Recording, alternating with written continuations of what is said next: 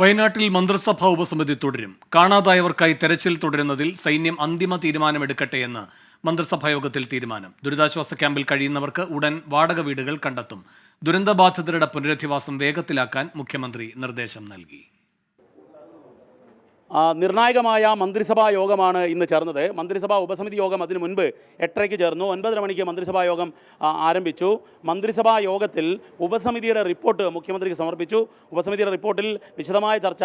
ഇന്നത്തെ മന്ത്രിസഭാ യോഗത്തിൽ മന്ത്രിസഭാ ഉപസമിതി നടത്തുന്ന വയനാട്ടിലെ പ്രവർത്തനങ്ങൾ വളരെ ഫലപ്രദമാണ് എന്നും ഏകോപനം ഉറപ്പിച്ചുകൊണ്ടുള്ള പ്രവർത്തനമാണ് നടക്കുന്നതെന്നുമാണ് മുഖ്യമന്ത്രി അഭിപ്രായപ്പെട്ടത്. ഏതായാലും മന്ത്രിസഭാ യോഗശേഷം മന്ത്രി മുഹമ്മദ് റിയാസ് ഇവിടെയുണ്ട്. മുഹമ്മദ് റിയാസ് ഇപ്പോൾ ആംബുലൻസ് ഡ്രൈവർമാരുമായി സംസാരിച്ചുകൊണ്ടിരിക്കുകയാണ്. എറണാകുളം വിവിധ ജില്ലകളിൽ നിന്നുള്ള ആംബുലൻസ് ഡ്രൈവർമാർ ഇവിടെ സന്നദ്ധ പ്രവർത്തനത്തിന് വേണ്ടി എത്തിയിരുന്നു. എറണാകുളത്ത് നിന്നുള്ള ആംബുലൻസ് ഡ്രൈവർമാർ തിരിച്ചു പോവുകയാണ്. അവരോട് അഭിവാദ്യം ചെയ്തുകൊണ്ടിരിക്കുന്നതിനിടയിലാണ് നമ്മൾ കയറുന്നത്. ഇന്നത്തെ മന്ത്രിസഭാ യോഗം നിർണായകമാണ്. പുനരധിവാസം, താൽക്കാലിക പുനരധിവാസം വളരെ പെട്ടെന്ന് നടത്താൻ വേണ്ടിയുള്ള നിർദ്ദേശം മുഖ്യമന്ത്രി നൽകിയെന്നാണ് അറിഞ്ഞത്. എന്താ വിശദാംശം? അതിനൊക്കെ മുമ്പ് ഇവരൊക്കെ കഴിഞ്ഞ കുറേ ദിവസമായി രാപ്പകലില്ലാതെ കഠിനാധ്വാനം ചെയ്യുന്നവരാണ്. ആംബുലൻസ് ഓടിച്ച് ശരീരഭാഗങ്ങളും മറ്റും ഒക്കെ എടുത്ത് ഇങ്ങനെയുള്ള ഒരുപാട് ആളുകളാണ് ഇവിടെ എല്ലാ നിലയിലും ഇടപെടുന്നത്. ഇത്തരം രക്ഷാപ്രവർത്തനങ്ങളെ ആകെ ഞങ്ങൾ ഇന്ന് മന്ത്രിസഭാ യോഗത്തിൽ ചർച്ച ചെയ്തിരുന്നു. ഞങ്ങൾ 4 പേര് ഉപസമിതി അംഗങ്ങൾ തയ്യാറാക്കിയ റിപ്പോർട്ട് വെച്ച് തന്നെ കാര്യങ്ങൾ ചർച്ച ചെയ്തു. കുറേ ഭാവി പ്രവർത്തനങ്ങളതിൽ ആലോചിച്ചിട്ടുണ്ട്. ഇതിൽ പ്രധാനപ്പെട്ട ഒരു പ്രശ്നം നമ്മളെല്ലാവരും ചർച്ച ചെയ്യുന്ന ഈ ക്യാമ്പ് അംഗങ്ങൾ പലതരത്തിലുള്ള പണം വായ്പ എടുത്തവരൊക്കെ ഉണ്ടാകും. ആ വായ്പ എടുത്തവരുടെ വായ്പ തിരിച്ചടക്കാൻ വേണ്ടി ചില സ്വകാര്യ ബാങ്ക് പണമിടപാട് ഉടമകൾ നടത്തുന്ന ഇടപെടലാണ് ഒരു തരത്തിൽ അംഗീകരിക്കാൻ പറ്റാത്തതാണ്. ഇവരെ ഫോണിൽ വിളിച്ച് പണം അടക്കാൻ വേണ്ടി പറയുകയാണ്. ഇത് അംഗീകരിക്കാൻ പറ്റില്ല. ഇവരൊക്കെ ഏത് നിലയിലാണ് ഇടപെടുന്നത്? എങ്ങനെയാണ് ഇവർക്ക് ഇങ്ങനെ ഒരു മനസ്സ് വരുന്നത്? അതൊക്കെ ഒരു സമയമെടുത്ത് സംസാരിക്കേണ്ട കാര്യങ്ങളല്ലേ. അപ്പോൾ അതുകൊണ്ട് ബാങ്ക് ഇത്തരം പണമിടപാട് നടത്തുന്ന സ്വകാര്യ ബാങ്കിൻ്റെ മാനേജ്മെൻറ്റുമായി സംസാരിക്കാൻ വേണ്ടി തീരുമാനിച്ചിട്ടുണ്ട്. എന്നിട്ട് ഇവരിത് തുടർന്നാൽ കർക്കശമായ നിലപാട് സ്വീകരിച്ചു. സർക്കാർ തന്നെ ഇതിനെ നേരിടും, ഒരു തർക്കമില്ല. ഈ സമയത്ത് ഇങ്ങനെ പ്രയാസം അനുഭവിച്ച് ഉറ്റവരും കൂടപ്പിറപ്പുകളും അയൽവാസികളും ഒക്കെ നഷ്ടപ്പെട്ട് ശാരീരിക വേദനയേക്കാൾ മാനസിക വേദന അനുഭവിക്കുന്നവരെ ഫോണിൽ വിളിച്ച് തിരിച്ചടക്കാനുള്ള പണം ചോദിക്കാൻ തയ്യാറാകുന്നവരുടെ മനസ്സ് എന്ത് മനസ്സാണ്? എന്താ അതിന് വിളിക്കുക? അപ്പോൾ അതുകൊണ്ട് കർക്കശമായ നിലപാട് ഇതിൽ സ്വീകരിക്കാൻ തീരുമാനിച്ചിട്ടുണ്ട്. ഇവരുമായി സംസാരിക്കാൻ തീരുമാനിച്ചിട്ടുണ്ട്. എന്നിട്ടും ഈ പ്രവണത തുടർന്നാൽ സർക്കാർ ഇതിനെ നേരിടും, നിയമപരമായി നേരിടും. മറ്റൊന്ന്, ഇന്നിപ്പോൾ ദുരന്തമുഖത്ത് നിന്നും ക്യാമ്പിലുള്ളവരെ താൽക്കാലിക പുനരധിവാസത്തിന് വേഗം കൂട്ടാൻ മുഖ്യമന്ത്രി നിർദ്ദേശമാണ്. എന്താണ് ചെയ്യാൻ പോകുന്നത്? അതെ, മുഖ്യമന്ത്രി പൊതുവെ ഈ പ്രവർത്തനങ്ങളിൽ തൃപ്തി രേഖപ്പെടുത്തിയിട്ടുണ്ട്. അപ്പോൾ ടെമ്പററി റീഹാബിലിറ്റേഷൻ ഒരു പ്രധാന പ്രശ്നമാണ്. അതിന് ഞങ്ങൾ പല സൊല്യൂഷൻസ് മുന്നോട്ട് വെച്ചിട്ടുണ്ട്. ഇന്ന് അതിൻ്റെ ഭാഗമായി പല മീറ്റിങ്ങുകളുണ്ട്. അപ്പോൾ ആ മീറ്റിങ്ങുകളിലൊക്കെ തന്നെ എടുക്കുന്ന നിലപാടിന് ഇപ്പോൾ ഉള്ളതുപോലെ തന്നെ വേഗത്തിൽ പോകണമെന്നുള്ളൊരു തീരുമാനമാണ്. തെരച്ചിൽ ഇനിയും ഇങ്ങനെ നിശ്ചിതമായി തുടരേണ്ടതുണ്ടോ? പ്രത്യേകിച്ചും ആർമിയൊക്കെ ഇനിയും തെരച്ചിൽ നടത്തേണ്ടതുണ്ടോ? എന്താണ് അതിൽ സർക്കാരിൻ്റെ തീരുമാനം? ഞങ്ങൾ സാധ്യമാകുന്ന എല്ലാ വഴികളും സ്വീകരിക്കും.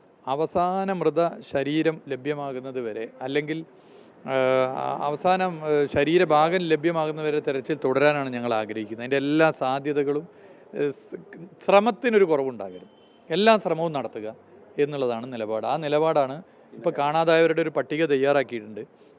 അതിൽ മാക്സിമം എന്താണോ ചെയ്യാൻ പറ്റുക ആ നിലയിൽ ചെയ്ത് തിരച്ചിൽ തുടരും. Thank you minister. വളരെ കൃത്യമായി തന്നെ സാധ്യമായതെല്ലാം ചെയ്യാൻ തിരച്ചിൽ അവസാനിപ്പിക്കില്ല, തിരച്ചിൽ തുടരും. ഏറ്റവും അവസാനത്തെ മൃതദേഹം ഒപ്പം അവസാനത്തെ ശരീരഭാഗം കണ്ടെത്തുക എന്നതാണ് സർക്കാരിൻ്റെ ലക്ഷ്യം എന്നാണ് ഇന്ന് മന്ത്രിസഭാ യോഗത്തിന് ശേഷം ഇപ്പോൾ മന്ത്രി മുഹമ്മദ് റിയാസ് വ്യക്തമാക്കിയിരിക്കുന്നത്. ദീപക് ധർമ്മടം വിശദാംശങ്ങളുമായി തത്സമയം. ദീപക്, ഇന്നിപ്പോൾ വിശദമായി തന്നെ ഈ കാര്യങ്ങളെല്ലാം മന്ത്രിസഭായോഗം ചർച്ച ചെയ്തിട്ടുണ്ട്. അതിൽ ഏറ്റവും പ്രധാനം അതിജീവിതരുടെ പുനരധിവാസം എന്നുള്ളത് തന്നെയാണ്. അതിലേക്കുള്ള നടപടികളിലേക്ക് താത്കാലികം എന്നുള്ളത് ആദ്യം, പിന്നീട് സ്ഥിരമായുള്ളത് എങ്ങനെ എന്നതൊക്കെ.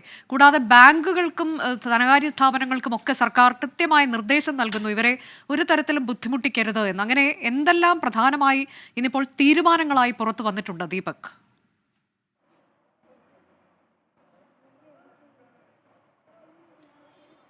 ഏറ്റവും പ്രധാനപ്പെട്ട കാര്യം, മന്ത്രിതല ഉപസമിതി നടത്തുന്ന പ്രവർത്തനങ്ങൾ അതിൻ്റെ തുടർച്ച ഉണ്ടാകണം എന്നുള്ളതാണ് ക്യാബിനറ്റിൻ്റെ തീരുമാനം. മറ്റൊരു പ്രധാനപ്പെട്ട കാര്യം, ഈ ദുരന്തത്തിൻ്റെ ഇരകൾ നിരവധി കാർഷിക വായ്പകൾ, മറ്റു വായ്പകൾ എടുത്തവരാണ്. അത് ബാങ്കുകളിൽ നിന്ന് എടുത്തവരുണ്ട്, സ്വകാര്യ ധനകാര്യ സ്ഥാപനങ്ങളിൽ നിന്ന് എടുത്തവരുണ്ട്. അവർക്ക് മൊറട്ടോറിയം നൽകണം എന്നുള്ളതാണ് സർക്കാരിൻ്റെ നിലപാട്. ഈ ക്യാമ്പിൽ കഴിയുന്ന ചിലർക്ക് പണമടക്കാൻ വേണ്ടിയുള്ള വിളികൾ ഉണ്ടായതായി സർക്കാരിൻ്റെ ശ്രദ്ധയിൽപ്പെട്ടു. അതിന്ന് ക്യാബിനറ്റ് ചർച്ച ചെയ്തു. മുഖ്യമന്ത്രി കർക്കശ സ്വഭാവത്തിൽ തന്നെ നിർദ്ദേശം നൽകി, ഒരു ധനകാര്യ സ്ഥാപനവും ഈ ദുരന്തത്തിൻ്റെ ഇരകളെ പണത്തിന് വേണ്ടി വേട്ടയാടുന്ന, ഭീഷണിപ്പെടുത്തുന്ന, അവരെ മാനസിക സമ്മർദ്ദത്തിലാക്കുന്ന നടപടി ഉണ്ടാകരുത്. സ്വകാര്യ ബാങ്കുകൾ ഉൾപ്പെടെ ഉള്ള മാനേജ്മെൻറ്റുമായി സർക്കാർ ചർച്ച നടത്തും, അവരോട് ആവശ്യപ്പെടും. അഥവാ അതിനുശേഷവും അവർ ഇത്തരം നടപടികളുമായി മുന്നോട്ട് പോവുകയാണെങ്കിൽ സർക്കാർ കടുത്ത നിലപാടെടുക്കാനാണ് തീരുമാനിച്ചത്. ഇത് ക്യാബിനറ്റിൽ ഇന്ന് തീരുമാനമായി തന്നെ വന്നു. ആ കാര്യം മന്ത്രി മുഹമ്മദ് റിയാസ് 24-നോട് സ്ഥിരീകരിക്കുകയും ചെയ്തിട്ടുണ്ട്. അദ്ദേഹം ഈ കാര്യം പറഞ്ഞു. മനസാക്ഷിയില്ലാത്ത ഇത്തരം നടപടികൾ തുടർന്നാൽ കർക്കശ നിലപാട് സ്വകാര്യ ധനകാര്യ സ്ഥാപനങ്ങൾക്കും ബാങ്കുകൾക്കുമെതിരെ എടുക്കുമെന്ന് അദ്ദേഹം വ്യക്തമാക്കുകയാണ് ഉണ്ടായത്. മറ്റൊരു പ്രധാനപ്പെട്ട കാര്യം, തിരച്ചിൽ തുടരേണ്ടതുണ്ടോ എന്നുള്ള കാര്യത്തിൽ തിരച്ചിൽ തുടരണം എന്നത് തന്നെയാണ് സർക്കാരിൻ്റെ നിലപാട്. അതായത് ആർമി പിൻവാങ്ങിയാലും ഇന്നിപ്പോൾ ആർമിയുടെ കഡാവർ ഡോഗ്സിനെ ഉപയോഗിച്ചുകൊണ്ടുള്ള വലിയ രീതിയിലുള്ള തിരച്ചിൽ, ഹെലികോപ്റ്റർ സോട്ടി തിരച്ചിൽ നടക്കുകയാണ്. 14.5 കിലോമീറ്റർ അതിസങ്കീർണമായ ദുരന്ത മേഖലയിലാണ് ഇപ്പോൾ തിരച്ചിൽ നടക്കുന്നത്. ഈ നിമിഷം വരെ എന്തെങ്കിലും കണ്ടെത്താൻ സാധിച്ചില്ല. പക്ഷേ കഡാവർ ഡോഗ്സ് സാധാരണഗതിയിൽ മണ്ണിനടിയിൽപ്പെട്ട ശവശരീരങ്ങൾ മണത്ത് പിടിക്കാൻ പറ്റുന്ന ആർമിയുടെ കഡാവർ ഡോഗ്സ് ആണ്. കാരണം ഇത് കുപ്പാര, രജോരി തുടങ്ങിയ യുദ്ധമുഖത്ത് ഉപയോഗിക്കുന്ന കഡാവർ ഡോഗ്സിനെയാണ് ഉപയോഗിച്ചത്. മന്ത്രിസഭായോഗം വിശദമായി തന്നെ പുനരധിവാസം ഉൾപ്പെടെയുള്ള കാര്യങ്ങൾ ചർച്ച ചെയ്തിട്ടുണ്ട്. മന്ത്രിസഭാ ഉപസമിതി അവിടെ തുടരും. ഇതിന്റെ തുടർ പ്രവർത്തനങ്ങൾ ഉണ്ടാകും. വളരെ വേഗം തന്നെ ഇവരുടെ എങ്ങനെയാണ് അതിജീവിച്ചവർക്ക് പുനരധിവാസം നൽകാൻ പറ്റുക എന്നുള്ള നടപടികളിലേക്കൊക്കെ സർക്കാർ കടക്കുകയാണ് എന്നതാണ്. ബാങ്കുകൾക്കൊക്കെ കൃത്യമായ നിർദ്ദേശം നൽകിയിട്ടുണ്ട്. അവർ ഒരു തരത്തിലും ബുദ്ധിമുട്ടിക്കരുത് എന്ന്, ആ തരത്തിലേക്കുള്ള നിർദ്ദേശങ്ങളൊപ്പം തിരച്ചിൽ എങ്ങനെ മുന്നോട്ട് കൊണ്ടുപോകണം എന്നുള്ളതിൽ പൂർണ്ണമായും സൈന്യത്തിന് വിട്ടു നൽകിയിരിക്കുകയാണ് സർക്കാർ. ദീപക് ധർമ്മടമാണ് മന്ത്രിസഭാ യോഗത്തിന്റെ തീരുമാനങ്ങൾ അറിയിച്ചത്.